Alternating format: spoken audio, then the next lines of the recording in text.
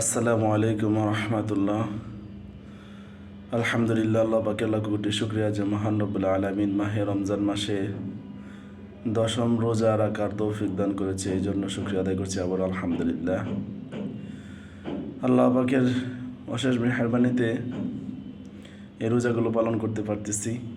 মহামান্বিত মাসের এই সাওমগুলো পালন করা অত্যন্ত সৌভাগ্যের।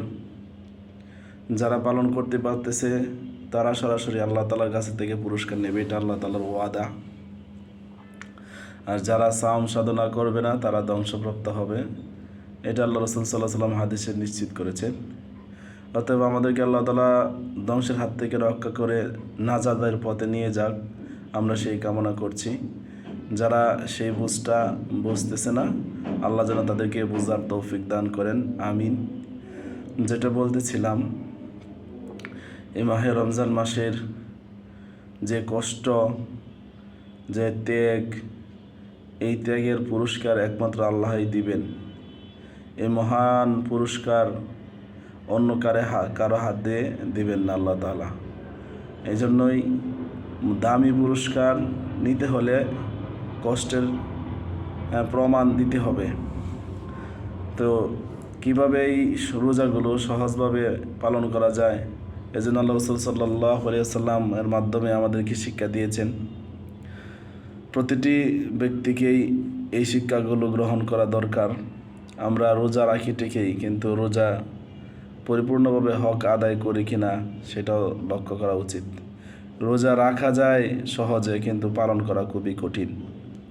রোজা রাখবেন, সারাদিন উপবাস থাকবেন, হয়ে যাবে, কিন্তু রোজা পালন করতে গেলে অবশ্যই কষ্ট বেশি।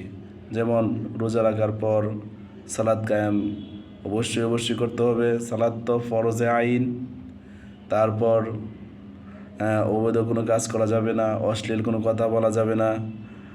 তারপর আপনার কারোর সাথে অন্যায় করা যাবে না, কারোর সাথে মারামারি ঝগড়া ফাসাদ এগুলো করা যাবে না। বেশি বেশি ইবাদত করতে হবে, শারীরিক পরিশ্রম কম করতে হবে। কিন্তু আমাদের দেশের প্রেক্ষাপটে মানুষ কিন্তু অনেক পরিশ্রম করে, যার কারণে শারীরিকভাবে অনেক কষ্ট ভোগ করতে হয়।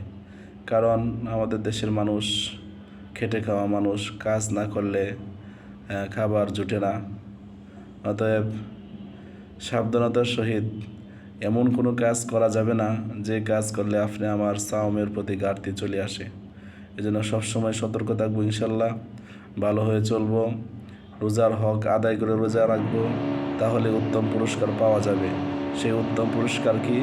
আল্লাহ তাআলা বলেন, রোজা হচ্ছে ডাল স্বরূপ, জাহান্নাম থেকে বাঁচার ডাল স্বরূপ। যেমন যুদ্ধক্ষেত্রে যুদ্ধ করতে গেলে প্রতিপক্ষের আঘাত ফিরিয়ে দেওয়ার জন্য ডাল যেরকম প্রয়োজন, আমাদেরকে আল্লাহ তাআলা সাওম দিয়েছেন জাহান্নাম থেকে বাঁচার জন্য ডাল স্বরূপ। অতএব আমাদের সকলকেই সঠিকভাবে রোজা পালন করার তৌফিক দান করুন। সকলেই কাছে দোয়া রইল, আমার জন্য দোয়া করবেন। আমি অসুস্থ, আমি যেন দ্রুত সুস্থ হয়ে যাই, দোয়া চাই। আসসালামু আলাইকুম রহমতুল্লাহ।